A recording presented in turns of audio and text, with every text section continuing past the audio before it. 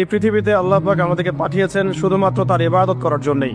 আর এটা আল্লাহ পাকের অনেক বড় দয়া যে আল্লাহ রাব্বুল আলামিন আমাদের ব্যবসা বাণিজ্য, পরিবার, স্ত্রী, সন্তান, মুআমালাত, মুআশারাত এগুলোকে ইবাদতের মধ্যে অন্তর্ভুক্ত করেছেন, যদি আমরা কয়েকটা শর্ত পূরণ করতে পারি। কাজগুলো যদি আল্লাহ পাকের সন্তুষ্টির জন্য হয় এবং রাসূল সাল্লাল্লাহু আলাইহি ওয়াসাল্লামের তরিকা মোতাবেক হয় এবং রিজিক যদি হালাল হয়, ইনশাআল্লাহ তাআলা স্ত্রীর মুখে অন্ন তুলে দেওয়াও নেকির কাজ বলে গণ্য হবে ইনশাআল্লাহ। তো এই পৃথিবীতে এসেছি আমরা দুটো উদ্দেশ্য নিয়ে। একটা হলো আল্লাহ রাব্বুল আলামিনের ইবাদত করা, যেমনটা আমরা বললাম ওয়ামা খালাকতুল জিন্না ওয়াল ইনসা ইল্লা লিয়াবুদুন। আরেকটা উদ্দেশ্য আছে আমাদের পৃথিবীতে আসার, সেটা হচ্ছে আল্লাহ রাব্বুল আলামিনের জমিনে আল্লাহ পাকের দ্বীনটাকে কায়েম করা বা বাস্তবায়ন করার চেষ্টা করা। এই ব্যাপারে আল্লাহ পাক আমাদেরকে স্পষ্ট আদেশ দিয়েছেন। সূরা আল ইমরানেও বলেছেন কুনতুম খায়রা উম্মাহ উখরিজাত লিন-নাস তা'মুরুনা বিল মা'রুফ ওয়া তানহাউনা 'আনিল মুনকার ওয়া তু'মিনুনা বিল্লাহ। ঠিক একইভাবে আল্লাহ রাব্বুল আলামিন সূরা মুহাম্মাদের মধ্যে বলেছেন ইন তানসুরুল্লাহা ইয়ানসুরকুম ওয়া ইউসাব্বিত আকদামাকুম।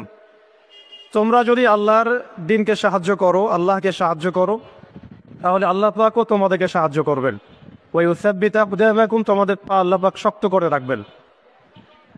আর ওয়া ইন তাতাওয়াল্লাউ ইয়াস্তাবদিল কওমান গায়রাকুম, আর তোমরা যদি মুখ ফিরিয়ে নাও, পৃষ্ঠ প্রদর্শন করো, তাহলে জেনে রেখো আল্লাহ পাক অন্য কওমকে তোমাদের স্থলাভিষিক্ত করবেন এবং তারা তোমাদের মতো হবে না। এই আয়াতগুলো থেকে আমরা বুঝতে পারছি যে আল্লাহ রাব্বুল আলামিনের জমিনে তার দ্বীন কায়েম করা, তার দ্বীনের সহযোগী হওয়া, দ্বীন ইকামতে দ্বীনের কাজ করা, দ্বীন প্রতিষ্ঠার জন্য কাজ করা, এইটা আমাদের পৃথিবীতে আসার অন্যতম একটা উদ্দেশ্য। তাই আমি তরুণ ভাইদেরকে হৃদয়ের অন্তঃস্থল থেকে অনুরোধ করব, জীবনের উদ্দেশ্য সম্পর্কে আমরা সচেতন হই। আমরা পৃথিবীতে শুধু খেলতামাশা করতে আসি নাই, সময় নষ্ট করতে আসি নাই, শুধু চাকরির পিছনে ছুটতে আসি নাই, ব্যবসার পিছনে ছুটতে আসি নাই। আমাদের এই পৃথিবীতে আসার একটা উদ্দেশ্য আছে, একটা মোটিভ আছে, সেটা হলো নিজে আল্লাহর ইবাদত করব এবং আল্লাহর দ্বীন এর তাবলীগ, দাওয়াত এবং জিহাদে অংশ নিব, যাতে করে আল্লাহর জমিনে আল্লাহর দ্বীন কায়েম হয়। আল্লাহ পাক আমাদের সবাইকে মকবুল কাফেলায় শামিল করেন, আমিন।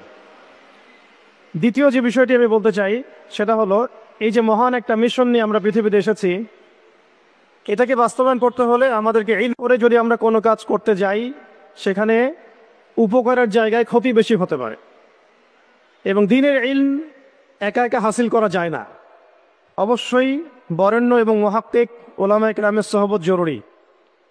এই বিষয়টা আমরা অনেকে বুঝতে পারি, অনেকে পারি না।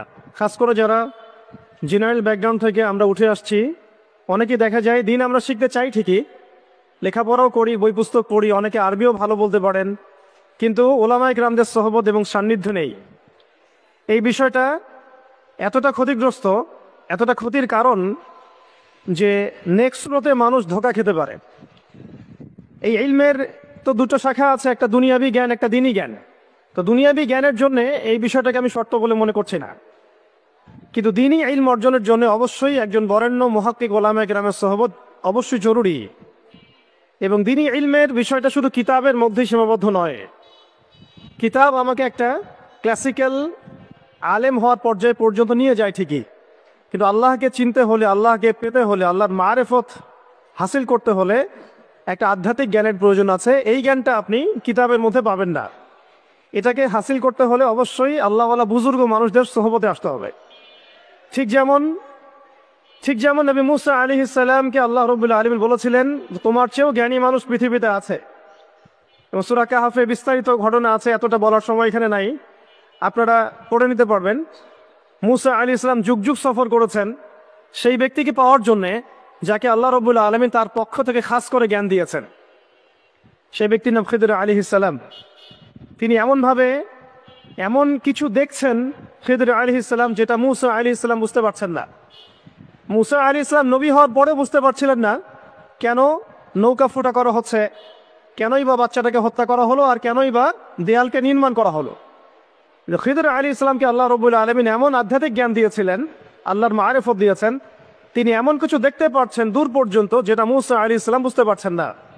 হাদিসের মধ্যে তো এটাও এসেছে, সেদিন যদি মুসা আলাইহিস সালাম এত প্রশ্ন না করতেন, তাহলে হয়তো আরো অনেক জ্ঞান জানা যেত, আও কামা ক্বালা আলাইহিস সালাম। এই কারণে আমি তরুণ প্রজন্মকে নসিহত করতে চাই, দ্বীনি ইলম অর্জন করছি, মাশাআল্লাহ, বই পুস্তক করছি, অনেকে অনেক প্রতিষ্ঠানেও পড়ছেন, তবে অবশ্যই মাথার উপরে মুরব্বী ওলামায়ে কেরামদেরকে রাখতে হবে। এটা ব্যতীত যদি আমরা দিনের কাজ করতে চাই, কথা বলতে চাই, বা দিনের কোনো দাওয়াত তাবলিগ বা জিহাদের বিষয়ে আমরা ফিকির করি, সেখানে আমরা নিজেরাও বিভ্রান্ত হতে পারি, মানুষকে বিভ্রান্ত করতে পারি। তাই এটা হচ্ছে আমার দ্বিতীয় নসিহা আমাদের তরুণ ভাইদের প্রতি। আল্লাহ পাক আমরা সবাইকে বরেণ্য ওলামায়ে কেরামদের সহবত নসিব করেন, আমিন। আরেকটা বিষয় এখানে আমি নিচে থেকে অ্যাড করতে চাই, সেটা হলো যে আমরা এখন অনেকেই অনলাইন কেন্দ্রিক চিন্তাভাবনা করি। অনলাইনে কে কত ভাইরাল, কার কত ভিউজ বেশি হয়, হ্যাঁ, কার ফ্যান ফলোয়ার্স কত বেশি, এগুলো আমাদের কাছে এখন হকের মানদণ্ড হয়ে গেছে, অনেকের কাছে, সবার কাছে নয়। তো এটা একটা মুসিবত, এটা খাসারা। মনে রাখবেন, বরেণ্য ওলামায়ে করেন না, তারা নিজেদেরকে লুকিয়ে রাখতে চান না, তারা ইজহার করা পছন্দ করেন না, তারা হক এবং বাতিলের মধ্যে মিশ্রণ ঘটান না, তারা হক এবং বাতিলকে স্পষ্ট করে দেন। তারা পৃথিবীতে মজলুম হন, নিভৃতচারী হন। তাদের অবস্থা তো এমন হয় যে তারা দিনের বেলার ভোরসাওয়া, রাতের বেলার দরবেশ। তো এই ব্যাপারে ইমাম মালিক রহমতুল্লাহ আলাইহির একটা কওল আছে, জ্ঞান কারো কাছে আসে না, জ্ঞানের কাছে যেতে হয়। তাই আমাদেরকেও সেই রকম বুজুর্গ আলেমকে খুঁজে বের করতে হবে। এমন নয় যে আপনার ঘর পর্যন্ত তিনি হেঁটে আসবেন, এমনটা নাও হতে পারে। তা আল্লাহ পাক আমাদের সবাইকে জ্ঞানের কাছে যাওয়ার তৌফিক দান করেন, আমিন। এরপর আসি যে এই জীবনের উদ্দেশ্যটাকে ফিক্স করা এবং জ্ঞান অর্জনের যে এই সিলসিলা, এটা একটা লম্বা সিলসিলা। জ্ঞান অর্জনের ক্ষেত্রে তাড়াহুড়া করা যাবে না যে আমি 5 বছরের মধ্যে আলেম হয়ে যাব, 10 বছরের মধ্যে আমি মুফতি হয়ে যাব, এইভাবে চিন্তা করা যাবে না। আমাদেরকে সারা জীবন তালেব ইলম হয়ে থাকতে হবে এবং জ্ঞান অর্জনের এই যে ক্রমবর্ধমান একটা সিলসিলা, এখানে সবরের পরিচয় দিতে হবে। এ ব্যাপারে আমি একটা কোটেশন নোট করে আনছি। আমাদের শ্রদ্ধেয় আলেম, বরেণ্য আলেম আল্লামা তাকি উসমানী সাহেবের যে কিতাব আছে তাসাউফ এবং আত্মশুদ্ধি, এই কিতাবের মধ্যেও পাওয়া যায়। এবং তার ভাই রফি উসমানী সাহেবের একটা কিতাব আছে, সেখানেও এই কথাটা, একই কথাই আছে যে একজন তালেব ইলমকে বা একজন আল্লাহকে চাহনেওয়ালা একজন ব্যক্তিকে এই 4টা গুণ হাসিল করতে হবে। জীবনের উদ্দেশ্য ঠিক করার পরে যখন আমরা ইলম অর্জন করতে যাব, তখন এই 4টা গুণ হাসিল করার চেষ্টা করবো ইনশাআল্লাহ। আল্লাহ পাক সবাইকে তৌফিক দান করেন। প্রথম গুণটা হচ্ছে শুকর, আল্লাহ পাকের শুকর আদায় করা। এটা এত বড় একটা গুণ যাকে আল্লাহ রাব্বুল আলামিন কৃতজ্ঞতা স্বীকারকারী অন্তর দিয়েছেন, সে হচ্ছে পৃথিবীর ধনী মানুষ। চলতে ফিরতে উঠতে বসতে সবসময় আমরা আল্লাহ পাকের নিয়ামতগুলো স্মরণ করব এবং সবসময় বলতে থাকবো আলহামদুলিল্লাহ, বলতে থাকবো আলহামদুলিল্লাহ। আল্লাহুম্মা লাকাল হামদ হামদান কাসীরান তাইয়িবান মুবারাকান ফি কামা ইয়ানবাগি লিজালালি ওয়াজহিক ওয়া আযীমি সুলতানিক। আল্লাহ পাকের শুকরিয়া যে যত বেশি আদায় করবে, আল্লাহ পাক বলেছেন লা ইন শাকারতুম লা আযীদান্নাকুম, তোমরা আমার শুকরিয়া আদায় করো, আমি তোমাদের প্রতি আমার নিয়ামতকে বাড়াই দিব। ওয়া লা ইন কাফারতুম ইন্না আযাবি লাশাদীদ, তোমরা যদি আমার অকৃতজ্ঞ হও, জেনে রাখো আমার আযাব বড়ই কঠিন। তো উস্তাদগণ লিখেছেন, একজন তালেবে ইলমের অবশ্যই শুকর গুজার অন্তর থাকতে হবে। আমাদের ওলামায়ে কেরামগণ এই কথাটা বারবার বলেন যে কলবুন শাকির, শুকর গুজার, কৃতজ্ঞতা স্বীকারকারী একটা অন্তর থাকতে হবে। সবসময় চিন্তা করব আমাকে আল্লাহ কি দিয়েছেন, এটা চিন্তা করবো না আমাকে আল্লাহ কি দেন নাই। আল্লাহ পাক আমাকে সুস্থ রেখেছেন, নিরাপত্তা দিয়েছেন, আমি খাচ্ছি, পান করছি। এই যে নিয়ামত, আল্লাহ পাকের যে অগণিত নিয়ামত, এটাকে স্মরণ করা এবং সে অনুযায়ী শুকরিয়া আদায় করা। আল্লাহ পাক সবাইকে শুকরিয়া আদায় করার তৌফিক দান করেন। এই যে 4টা ওজিফার কথা বলা হচ্ছে, এটা কিন্তু থানভী রহমতুল্লাহ আলাইহি তার যে খলিফা ডক্টর আব্দুল হাই মোহাম্মদ আরেফি রহমতুল্লাহ আলাইহি তাকে দিয়েছিলেন, তিনি তার ছাত্রদেরকে দিয়েছিলেন। এটা আপনারা তাসাউফ আত্মশুদ্ধি বইয়ের মধ্যে পাবেন। তো দ্বিতীয় এখানে যে বিষয়টা বলা হয়েছে সেটা হলো সবর করা। জ্ঞান অর্জন করতে হলেও সবর করতে হবে, আল্লাহকে পেতে হলেও সবর করতে হবে, দাওয়াত ও তাবলীগেও সফর করতে হবে, জিহাদের মাঠেও সবর করতে হবে। আমাদের ব্যক্তি জীবনে সবর থাকে, পারিবারিক জীবনে সবর, ব্যবসায় সবর, চাকরিতে সবর। যেটাই আমার মর্জির খেলাফ হচ্ছে তখনই সবর করতে হয়। আর এটা একটু কঠিন, এই কারণে আল্লাহ রাব্বুল আলামিন সবরের সাথে মাইয়াতের ঘোষণা দিয়েছেন। যে ব্যক্তি সবর করবে আল্লাহ তার সাথে থাকবেন ইনশাআল্লাহ। এই জন্য আল্লাহ পাক বলেছেন ইন্নাল্লাহা মাআস সাবিরিন, সবরকারীদের সাথে আল্লাহ পাক আছেন। এটা কঠিন, এই কারণে যখন মর্জির খেলাফ কোনো কিছু হবে তখন আমাদের আলেমগণ বলেন সবসময় পড়তে থাকা যে ইন্না লিল্লাহি ওয়া ইন্না ইলাইহি রাজিউন। এটা মাইয়াতের সাথে খাস দোয়া নয়, এটা শুধু মৃত্যুর সাথে খাস কোনো দোয়া নয়, এটা যখনই সবরের হালত আসবে তখনই পড়তে হয় ইন্না লিল্লাহি ওয়া ইন্না ইলাইহি রাজিউন। কারণ উলাইকা আলাইহিম সালাওয়াতুম মির রাব্বিহিম ওয়া রাহমা ওয়া উলাইকা হুমুল মুহতাদুন, এটা হেদায়েত পাওয়ার মাধ্যমও বটে এবং তাদের সাথে আল্লাহ পাকের রহমত আছে। তো শুকরগুজার অন্তর এবং সবরকারী অন্তর আল্লাহ পাক সবাইকে নসিব করেন, আমিন। 3 নম্বরে ওস্তাদ বলেছেন তওবা, বেশি বেশি তওবা করতে বলা হয়েছে। চলতে ফিরতে উঠতে বসতে সবসময় আমরা আস্তাগফিরুল্লাহ ওয়া আতুবু ইলাইহি পড়ার অভ্যাস করি। যে যত বেশি তওবা করবে তার হৃদয় তত পরিচ্ছন্ন হবে, গুনাহ মাফ হবে। পরিচ্ছন্ন কলবের মধ্যেই আল্লাহ পাকের নূর এবং মারিফত নাজিল হবে ইনশাআল্লাহ। অপরিচ্ছন্ন কলবের মধ্যে কিন্তু আল্লাহর নূর নাজিল হয় না। তাই উলামায়ে কেরাম বারবার অন্তত দিনে 100 বার আস্তাগফিরুল্লাহ ওয়া আতুবু ইলাইহি পড়তে বলেন। আল্লাহ পাক আমাদের সবাইকে পড়ার তৌফিক দান করেন। আর 4 নম্বর যেটা এই কিতাবে এসেছে সেটা হচ্ছে ইস্তেআযা, অর্থাৎ ভবিষ্যতের কোনো বিষয়ের জন্য আমাদের যদি আশঙ্কা সৃষ্টি হয়, না জানি এটা আমার উপর বিপদ আসবে কিনা, ভয়, আশঙ্কা, আতঙ্ক, এই বিষয়গুলো যদি আমাদের ভিতরে আসে, অর্থাৎ ভবিষ্যৎ নিয়ে কোনো শঙ্কা, তখন বেশি বেশি আল্লাহর কাছে আশ্রয় প্রার্থনা করতে বলা হয়েছে। পড়তে বলা হয়েছে আউযু বিল্লাহ, আউযু বিল্লাহ, অথবা আউযু বিকালিমাতিল্লাহি তাম্মাতি মিন শাররি মা খালাক, অথবা আউযু বিল্লাহি মিনাশ শাইতানির রাজীম, আউযু বিল্লাহিস সামিউল আলীম মিনাশ শাইতানির রাজীম মিন নাফখিহি ওয়া নাফসিহি ওয়া হামজিহি।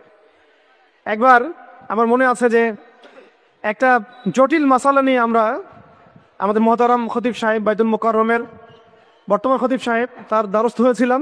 একটা মুশকিলা দেখা দিয়েছে, একটা দোয়া শিখিয়ে দেন যে দোয়া আমল করলে ইনশাল্লাহ এটা চলে যাবে। তা আমাকে তিনি পার্সোনালি বলেছিলেন যে এই দোয়াটা যেটা আমি এখন শিখিয়ে দিচ্ছি আপনাকে, এই দোয়াটা জিবরাইল আলাইহিস সালাম রাসূলুল্লাহ সাল্লাল্লাহু আলাইহি ওয়াসাল্লামকে শিখিয়ে দিয়েছিলেন এবং রাসূলুল্লাহ সাল্লাল্লাহু আলাইহি ওয়াসাল্লাম এই দোয়াটা খালিদ বিন ওয়ালিদ রাদিয়াল্লাহু আনহুকে শিখিয়ে দিয়েছিলেন। তো শোনার এবং শেখার খুব আগ্রহ ছিল, তা আমি লিখে নিচ্ছিলাম এবং নোট করছিলাম। এই দোয়াটা যদি আপনারা পড়তে পারেন, ভবিষ্যতের যে কোনো শঙ্কা, আশঙ্কা, বিপদ আপদ, বালা মুসিবত, এই বিষয়গুলোর ব্যাপারে আল্লাহর পক্ষ থেকে একটা সাকিন এবং সুকুন হৃদয় নাজিল হবেন সব। একটু বড়, যেহেতু এখানে তালেবে ইলমগণ অনেক, তারা তো শুনলেই মুখস্থ করতে পারবেন, তাই আমি নোট করে আনছি। এবং জ্ঞান তো লুকিয়ে রেখেও লাভ নাই, প্রচার করলেই লাভ, আপনারা আমল করলে আমি নাকি পাবো ইনশাআল্লাহ।